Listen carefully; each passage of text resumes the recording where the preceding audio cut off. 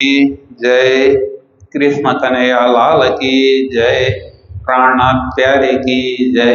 म एउटा कीर्तनको भाव राख्न गइरहेको छु। प्रकरण 2 हो। बिन्दमे सिन्ध समाए रे साधु। साधु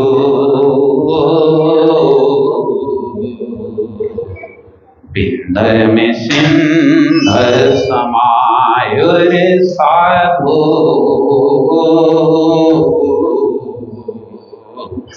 बिंद में सिंध समायो त्रिगुण स्वरूप खोजत भय विस्मय।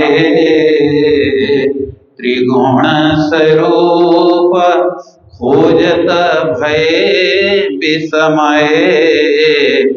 अलखन जाए लखाया पर अलखन जाए लखाया रे साधु। बिंद में सिंध समायो रे साधु। बिंद में सिंध समायो। वेद अगम कहे उलटे पीछे। वेद अगम कहे उलटे पीछे। नेत नेत कर गाया रे गाया। नेत नेत कर गाया। खबर न परी बिंद उपजा कहाँ ते। खबर न परी बिंद उपजा कहाँ थे। ताथे नाम निगम धराया रे साधु। बिंद में सिंध समायो रे साधु। बिंद में सिंध समाय। असत मंडल में सब कोई भूल्या। असत मंडल में सब कोई भूल्या। अखंड किने ना बताया पर अखंड किने ना बताया। नींद का खेल खेलत सब नींद में। नींद का खेल खेलत सब नींद में। जाग के किने ना बताया रे साधु। बिंद में सिंध समायो रे साधु। बिंद में सिंध समायो। सुपना की सृष्टि वैराट सुपान का। सुपना की सृष्टि वैराट सुपान का। झूठे साँझ ढपाया। झूठे साँझ ढपाया। असत आपे सो क्यों सत को पेखे। असत आप सो क्यों सत को पेखे। इना पर पेड़ न पाया रे साधु। बिंद में सिंध समायो। खोजी खोज बाहर भीतर। खोजी खोज बाहर भीतर। अंत बैठा आप अंतर बैठा आप सत सुपन को पारथ पेखे सत सुपन को पारथ पेखे सुपन न देखिय सस्यातर साधु बिंद में सिंध समाय महामत कहे बिंद बैठे ओढ़िया महामत कहे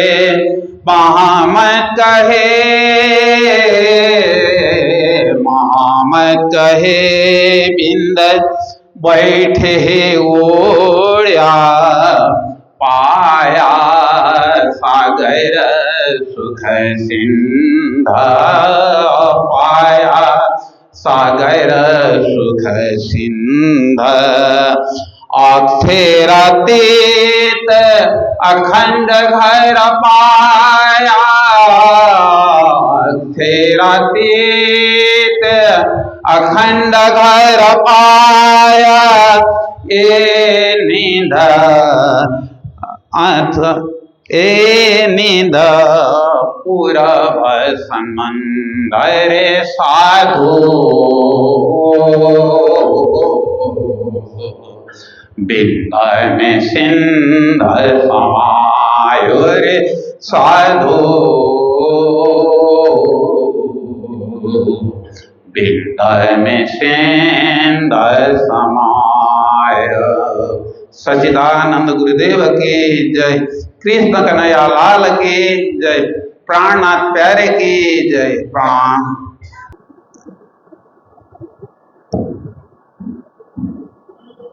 कई गंधर्व गुण गावे बजावे, कई नट नाचन हार, कई ऋषि मुनि वेद पढ़त हैं, बरतत जय जयकार, बरतत जय जयकार।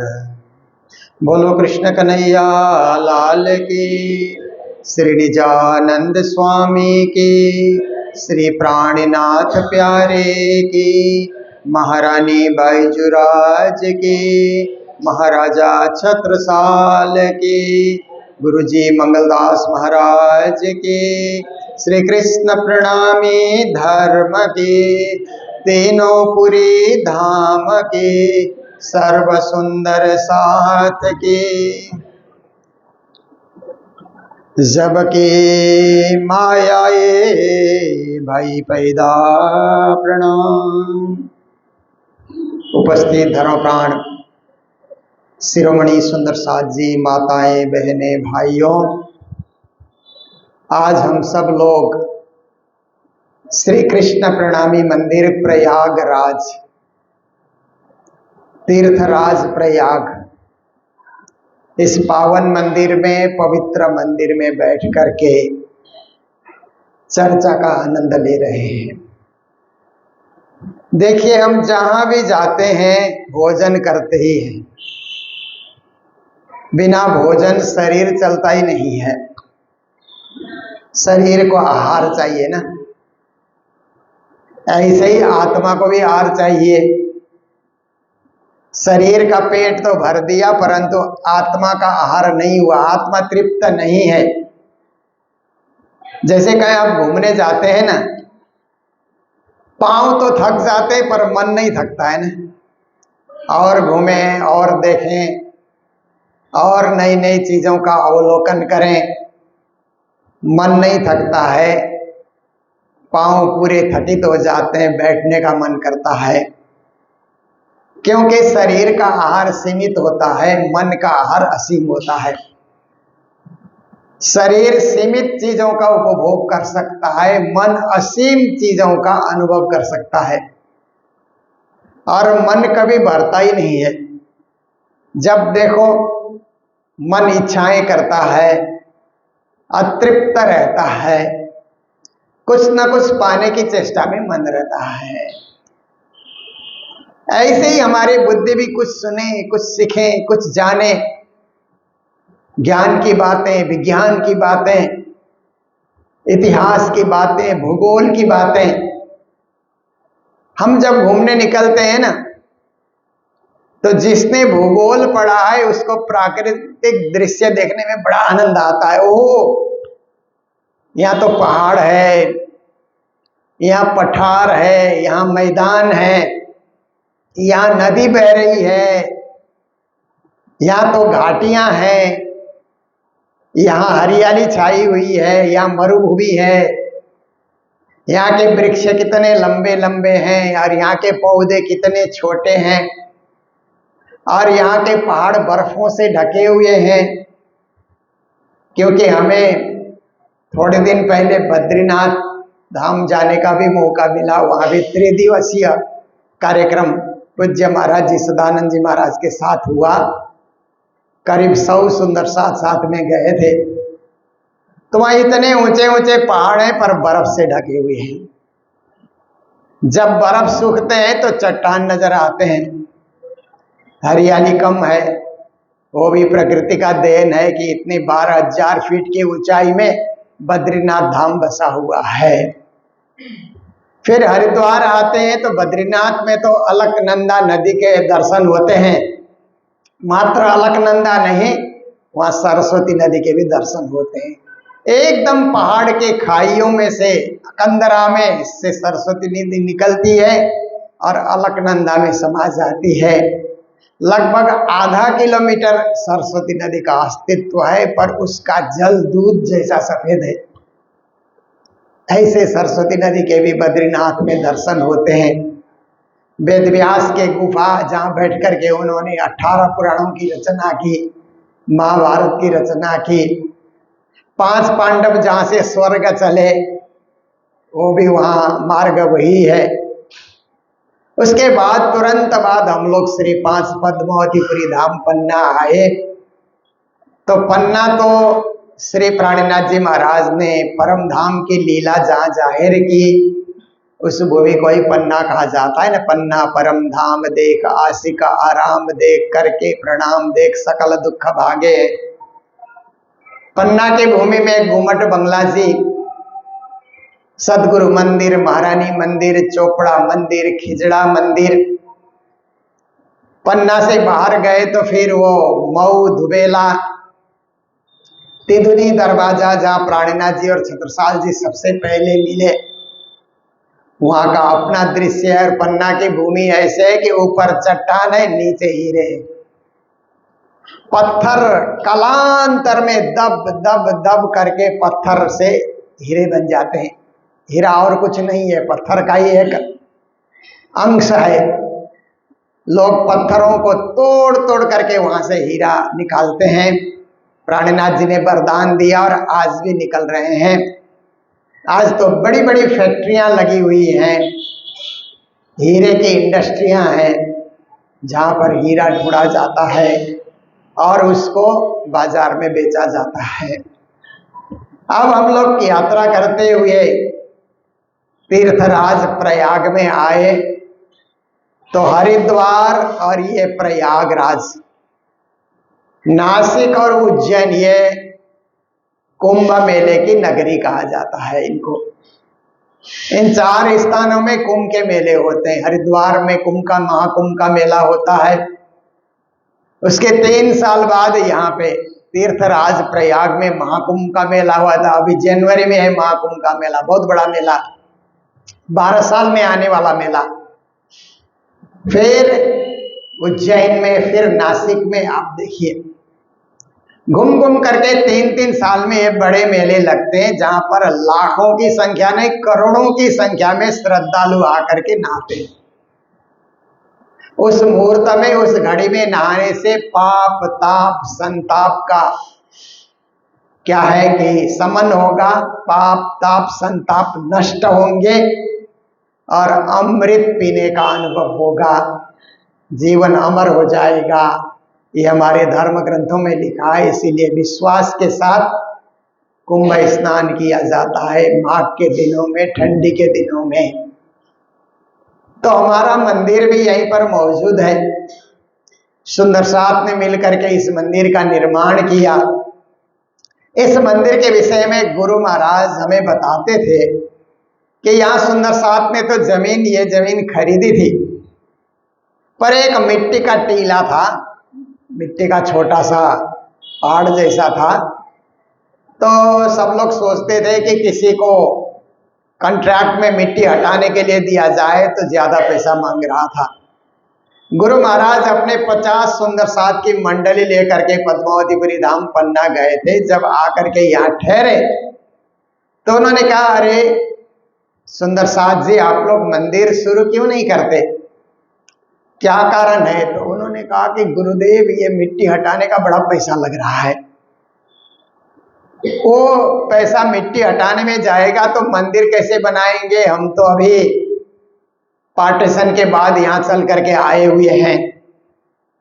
तो गुरुजी ने कहा कि फावड़ा लेकर के आओ, कुदाल लेकर के आओ, और खोदने के लिए जो जो भी सामान होते हैं तुम लोग लेकर के आओ।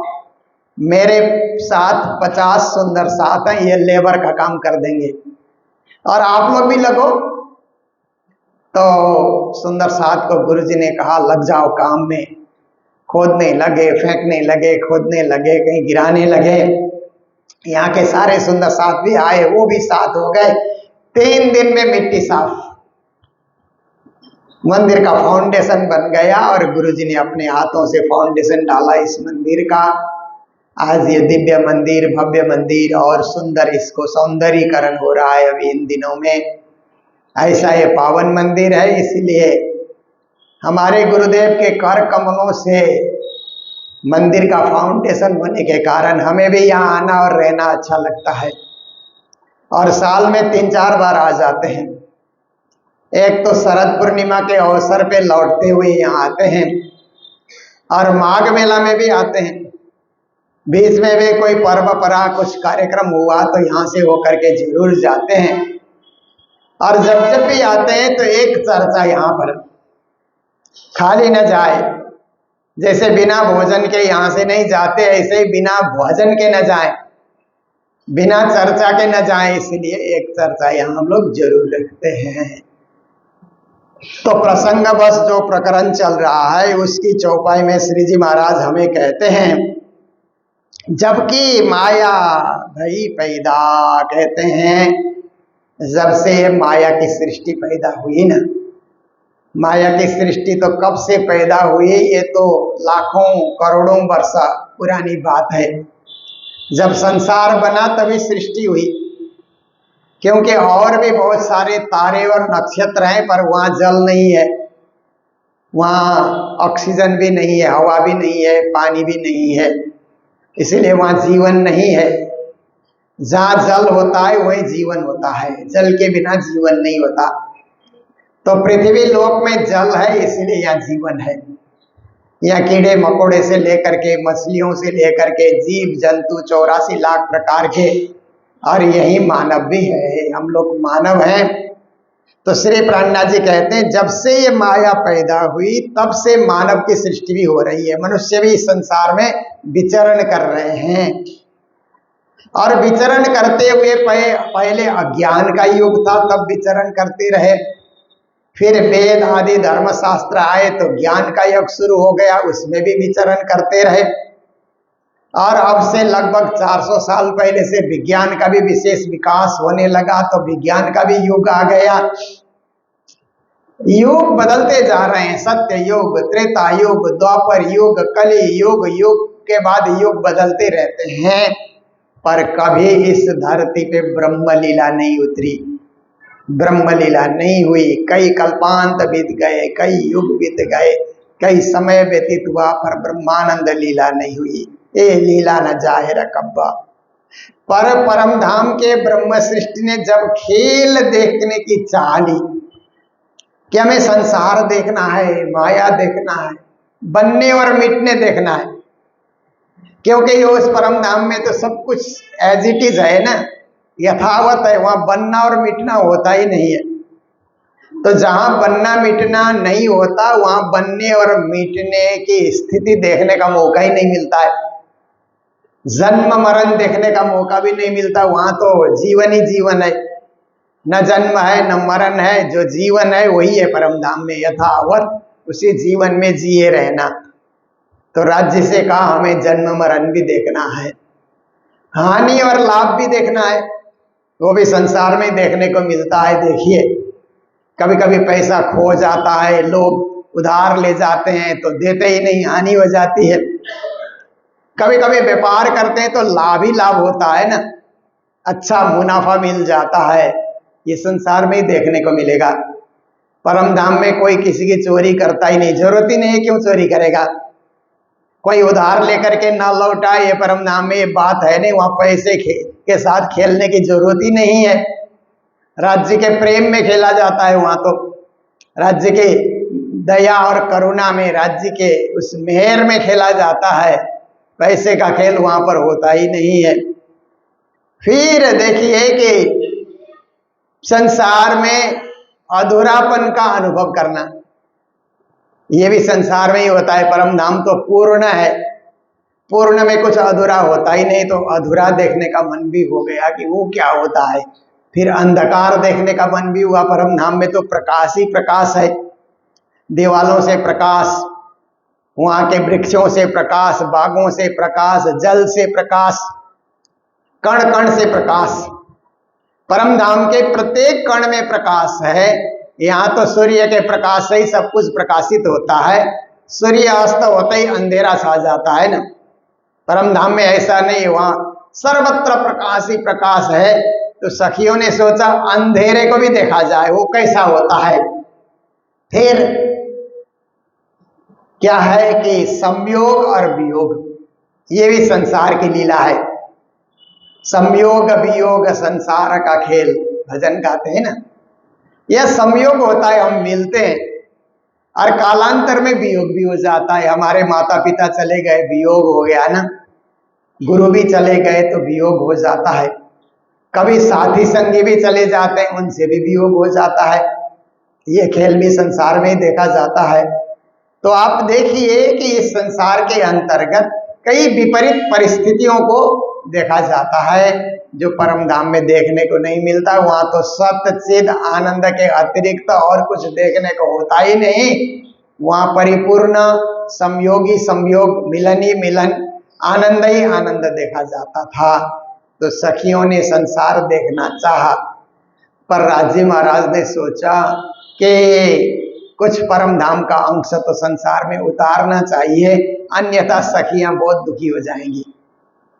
तो ब्रज का खेल उन्होंने उतारा। ब्रज लीला, जो आज से 5000 साल पहले ब्रज भूमि में, ब्रज 84 कोष में जो लीला हुई, वो भी परम धाम के, अक्षरधाम के अंश की लीला ही है। वो परम धाम से उतारा गया। फिर रास लीला दिखाई, वो भी परम धाम से उतारा गया।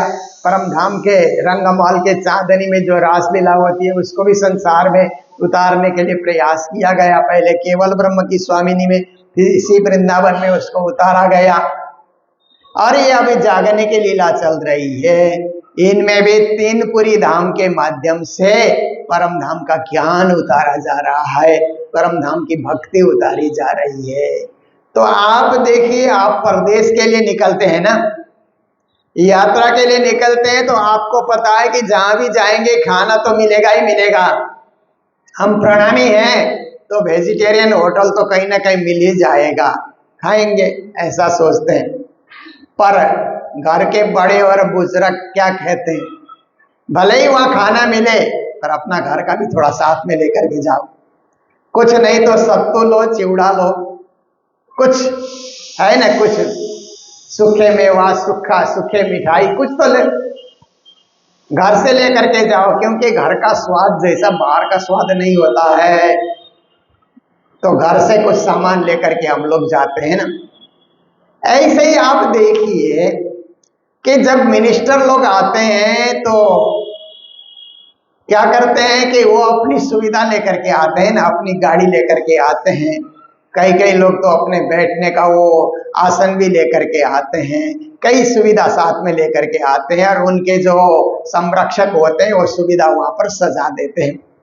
ऐसे ही ब्रह्म सृष्टि संसार में आई, राज्य महाराज संसार में आए तो परम धाम की कुछ सुविधा लेकर के संसार में आए, जिसको ब्रज लीला कहा जाता है, जो ब्रज भूमि में हुई, मथुरा वृंदावन में जो लीला हुई। फिर रास लीला आई, वो तो वृंदावन में आप देखते हैं कि जिस भूमि में रास लीला हुई है, आज वहां भी वृक्ष सोए पड़े हुए हैं ना। कृष्ण की बंसी से वो लहला उठे और बंसी बजना जब बंद हो गई, रासलीला पूरी हुई, तो वो रास का आनंद ले करके लेटे पड़े हुए हैं वृंदावन में, निधि बन करके, है ना। वहां पर रासलीला हुई थी। और केवल ब्रह्म के स्वामिनी में भी रासलीला हुई।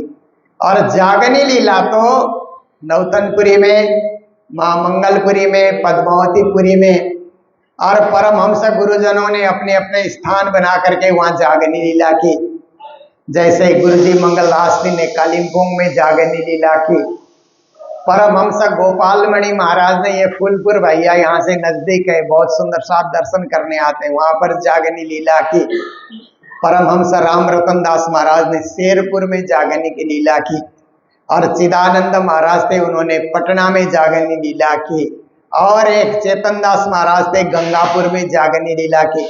और दूसरे कई महाराज हुए हैं, बाबा दयाराम साहब हुए, उन्होंने पंजाब में जागनी लीला की, जो करनाल में आज मंदिर है। और कई वो कृष्ण प्रियाचार्य महाराज थे, उन्होंने बड़ौदा में वहां पर जागनी लीला की।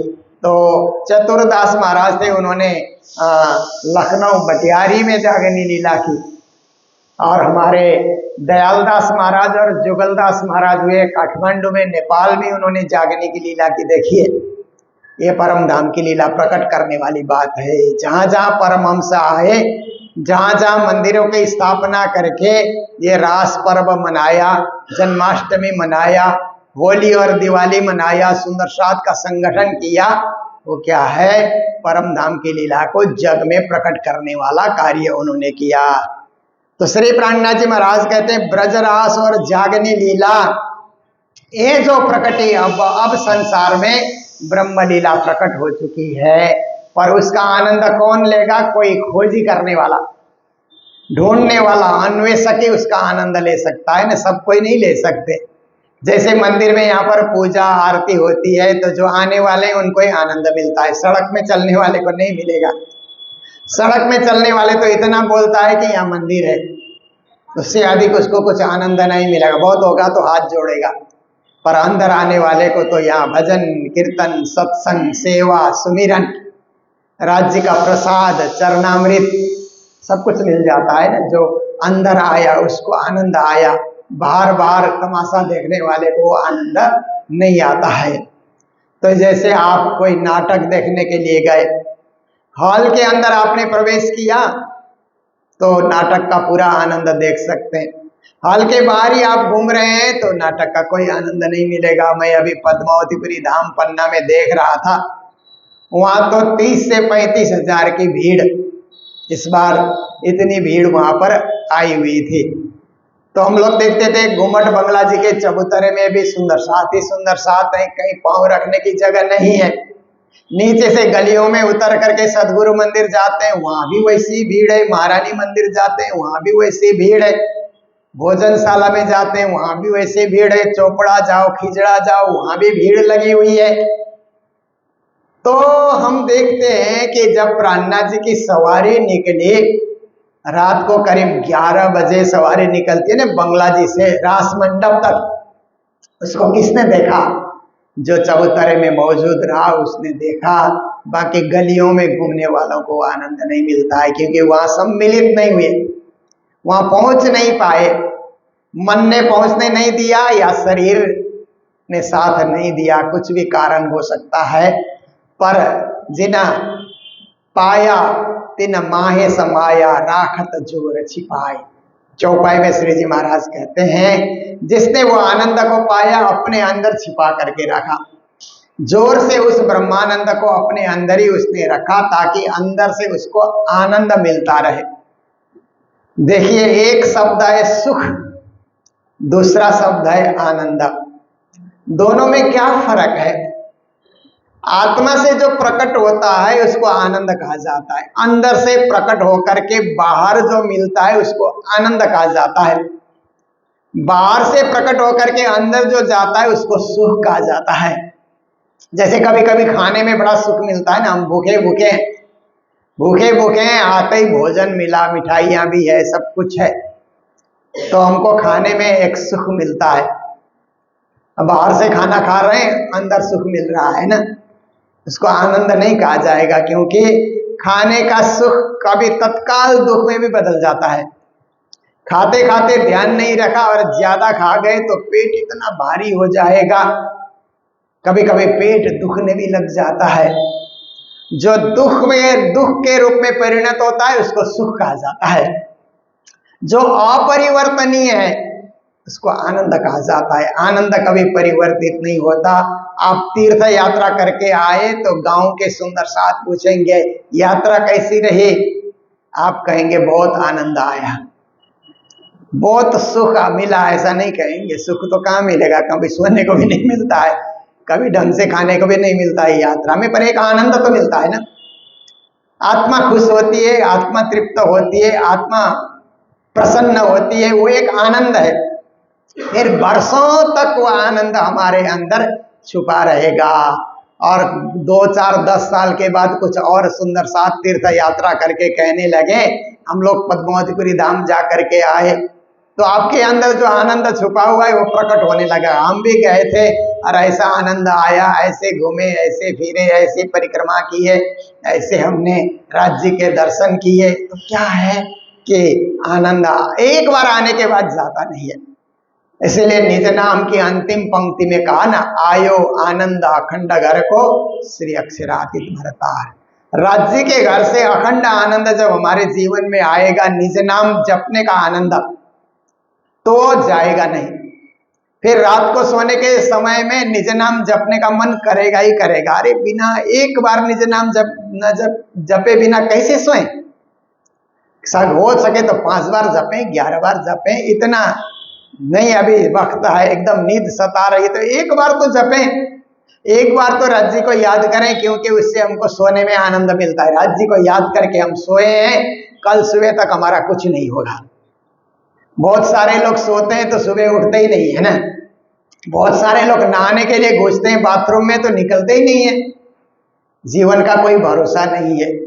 पर निज नाम जप करके हमने कुछ काम किया है, सब काम सिद्ध होगा, क्योंकि हमारे साथ राज्य होंगे, राज्य हमारे सहायक बन जाएंगे, तो कोई चीज की कमी नहीं रहेगी, न डर रहेगा, न भय रहेगा, न किसी प्रकार के हमारे मन में द्वंद्व और दुविधा होगी, कुछ नहीं, हम एकदम राज्यमय हो जाएंगे। तो यहाँ पर चौपाई में श्री जी महाराज कहते हैं, चारों तरफों 14 लोकों, ये ब्रह्म ज्ञान तो चारों तरफ फैलने वाला है। जागनी बढ़ती जाएगी तो ब्रह्म ज्ञान फैलता जाएगा, विस्तार होता जाएगा चारों तरफ 14 लोक तक। ये शुद्ध सबों पर, ये तारतम की शुद्धि, परब्रह्म परमात्मा की शुद्धि देखिए। संसार के बहुत सारे लोग धार्मिक हैं ना। आप देखिए कि दुनिया की गिनती में ऐसे बताया जाता है कि सबसे ज्यादा तो क्रिश्चियनिटी फॉलो करने वाले हैं ना, फिर उसके बाद क्या है कि मुस्लिम हैं, बुद्धिज्म को फॉलो करने वाले हैं, हिंदू लोग हैं, फिर हिंदुओं की भी संख्या काफी है, हिंदू हैं। पर एक वर्ग ऐसा है कि नो रिलीजन कहता है, हम धार्मिक नहीं है, हमारा कोई धर्म नहीं है, उनकी भी संख्या है।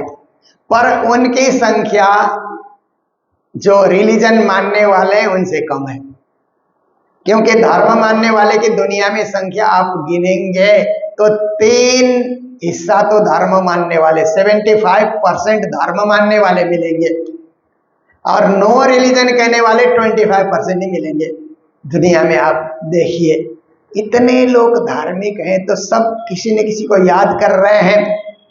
मुस्लिम है तो अपने खुदा को याद कर रहे हैं, ईसाई है तो अपने गॉड को याद कर रहे हैं, यहूदी है तो अपने जेहोवा को याद कर रहे हैं, बुद्धिस्ट हैं तो अपने निर्वाण को याद कर रहे हैं, और जैन है तो अपने अरिहंत को याद कर रहे हैं। हिंदू है तो अपने परमेश्वर को, परमात्मा को याद कर रहे हैं। पर प्राणनाथ जी महाराज कहते हैं कि ये सब ने जो याद किया, ये अवतारी पुरुष को, देवताओं को, जो जगत में देवी देवता अवतारी पुरुष गुरु के रूप में आए, उनको याद किया। उन सबको भेजने वाला कौन है? उन सब से परे कौन है? परब्रह्म परमात्मा है, जो सबके मालिक है, सबके स्वामी है, सर्वेश्वर है, पूर्ण ब्रह्म परमात्मा है। उन तक किसी की भक्ति नहीं पहुंचती। देवी देवताओं की भक्ति करते हैं। जैसे आप देखिए ना, देश में कोई राजा है, मान लो अब तो राजाओं के राज चले गए, फिर भी उदाहरण हम दे सकते हैं कि जनता क्या है, किसी मंत्री को, किसी सरकारी अधिकारी को, ये सब के पास जाकर के अपने दुख या अपने दर्द, अपने कष्ट सुनाने वाली जनता अनेक मिलती है। पर राजा के ही पास जाकर के सुना दिया जाए, ऐसी जनता कम होती है। तो ऐसे ही दुनिया के भक्त लोग देवी देवताओं के पास अपने दुख की कहानी सुना रहे हैं, उनसे वरदान लेकर के अपना दुख दूर करना चाह रहे हैं। पर साक्षात राज्य से ही मिल करके अपने दुख की कहानी सुनाया जाए और दुख से ऐसे छुटकारा पाने के लिए उनसे आशीर्वाद मांगा जाए कि फिर से इस दुख में आना ही न पड़े, फिर से संसार के झमेले में, झंझट में एक बार देख लिया हो गया, एक बार में ही हम तृप्त हो गए, बार बार नहीं जाएंगे। जैसे आजकल तो क्या हुआ कि सिनेमा घर जाने की परंपरा कम हो गई ना। बहुत सारे सिनेमा घर पहले जो प्रसिद्ध थे अब बिक गए, वहां बड़े बड़े मॉल बन गए। मॉल में ही सिनेमा घर, एक टॉप फ्लोर में मॉल में ही सिनेमा घर बना दिया जाता है, जहां एक ही सिनेमा हॉल में अलग अलग सेक्शन करके 5-7 सिनेमा दिखा दिया जाता है। 5-7 अलग अलग फिल्म चलते हैं, कहीं 50 बैठे हैं, कहीं 100 बैठे हैं, कहीं 20-30 बैठे हैं। ऐसे जमाना आ गया। पहले एक ही हॉल में 500 से 1000 तक दर्शक लोग बैठ करके सिनेमा देखते थे, वो जमाना चला गया। तो उस समय कोई कोई सिनेमा ऐसा प्रसिद्ध आ जाए कि लोग आज भी देखते हैं, कल भी देखने जाते हैं, परसों भी टिकट लेकर के लाइन में खड़े देख रहे हैं 15, 20, 25, 30 बार। और कई लोग एक बार देखने के बाद देख लिया, हो गया, क्या बार बार परेशान होना है, एक ही बार देख करके हम तृप्त हो गए। ऐसा भी कुछ लोग कहते थे। कोई बोलते थे नहीं मैं तो 50 बार देख चुका हूं, अभी एक बार और देखने की इच्छा है। तो सिनेमा में कैसे लोग पागल होते रहे। ऐसे ही ये संसार भी एक नाटक है, सिनेमा है, जब जागोगे तब पता लगेगा। अभी तो यही सही लगता है हमको। तो कुछ लोग ज्ञानी है कि एक बार संसार देखने के बाद बोलते हैं हो गया, देख लिया, अभी कितना देखेंगे। पर जिनको तृप्ति नहीं आती है, बार बार जन्म मरण का चक्कर काट काट करके इस संसार की खेल को देख रहे हैं। तो श्री जी महाराज कहते हैं जिनको दोबारा नहीं देखना है, निज नाम के शरण में चले जाए, तारतम का जाप करे। तारतम के जाप से ये जगत का जो चक्र है, जन्म मरण का चक्र है, ये छूट जाएगा और सभी में परम धाम की शुद्धि आएगी।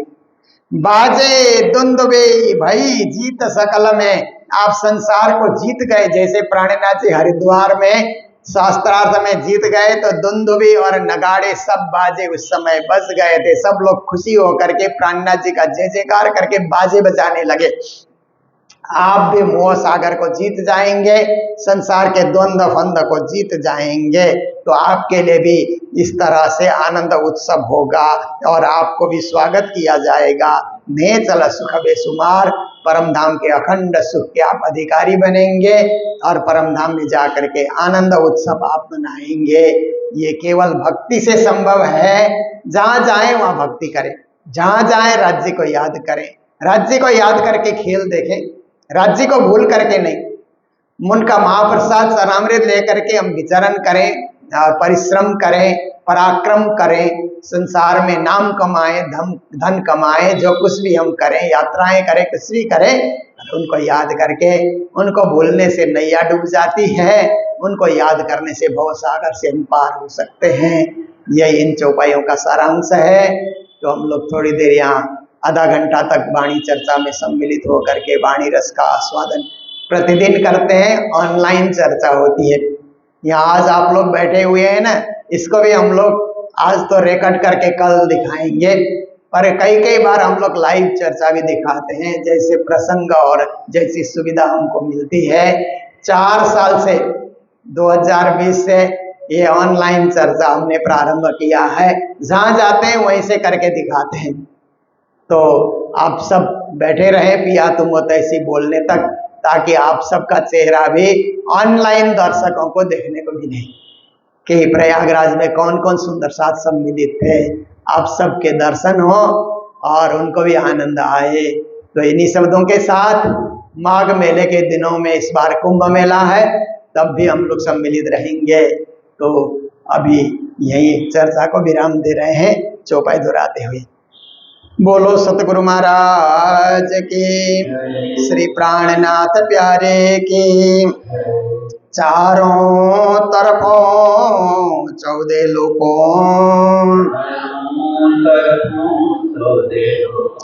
ए शुद्ध हुई सबों पार, बाजे दुंदुबी भाई जीत सकल में, सकल में नेह चला सुखा बेसुमार, नेह चला सुखा बेसुमार। बोलो श्री प्राणनाथ प्यारे की, श्री धाम के धनी की प्रणाम।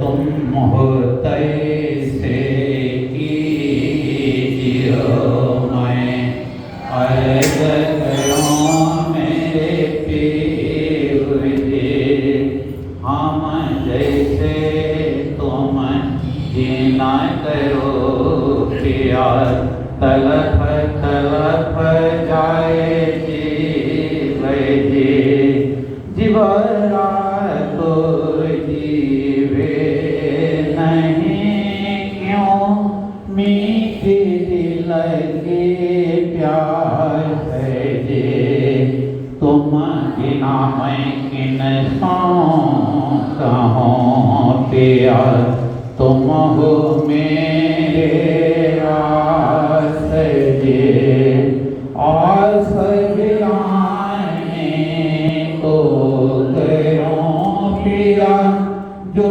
कोई दूसरा हो सब विध पिया जी, समरथ दिन रैन गत रोए रोए जी, जन्म दे जो हम पिया, सो तुम देखते जब तुम आप देखोगे तब देखोगे नैना भराए, एक पुकार प्यार सुन के अब ढील करो धनी दीन जी, क्षण क्षण खबर लीजियो मैं अर्ज करूं दुल्हन जी, इति अर्ज मैं तो करूं पिया, जो आड़े भय अंतराए जी, सो आड़े अंतराए काल के दुल्हा लीजियो कांठ लगाए जी, कांठ लगाओ कांठ सौंपिया, कीजियो हाथ विलास जी, वारण जाऊं श्रीन्द्रावती पिया, राखो कदम के पास जी, तुम दुल्हा मैं दुल्हन पिया, और पास ये इस कैसों सेवा करों किया सब अंगों साक्षात जी सदा सुखता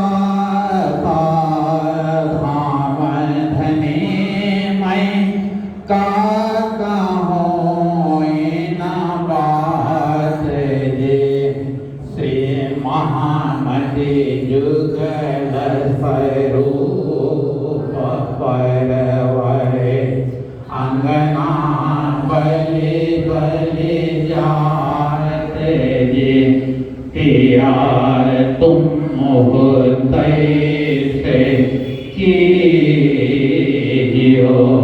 मैं अर्ज करो